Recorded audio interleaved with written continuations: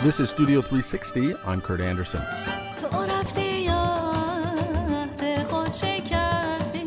Next Friday, March 20th, is Nowruz, the Persian New Year.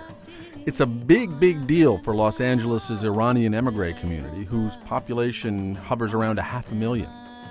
I asked the singer, Mamak Khadem, to take me to the heart of Persian LA.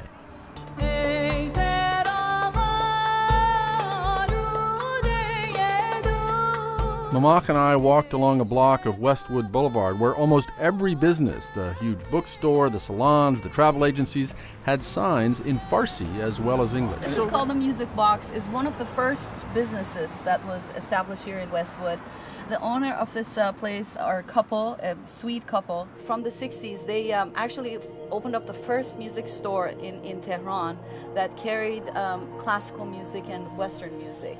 And many of, like my father remembers as going to the store. You know, it was the first place for them to be able to go and look at records that were not available anywhere else. How interesting that you created this important store in Tehran for Western music, and then here in the United States you created this important store for Iranian. Tried to do the same thing, but for it Iranian was like music. in 60s and 70s most famous. Yeah. A very popular store, music store. It was called Beethoven. Called the name Beethoven. of the store was Beethoven. We had like classical, pop music, traditional, everything. What is the Iranian music scene in Southern California like? It's mostly pop. Honestly, I think the pop scene is the most dominant.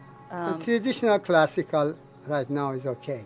Maybe for the past 10 years, the quality of pop music actually is really getting better. That's being made in Iran, and then many of the younger generation are making pop music much better than what's been made here. So there's this competition, and so in Iran, most of the kids they take private lessons in a lot of different traditional instruments, and they're getting familiar with the music.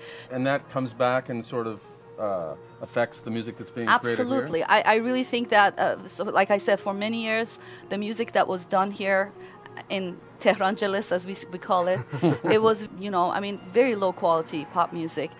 But I see a shift, I feel like because of the music that's been done in Iran, now the musicians here feel like they have to do something better.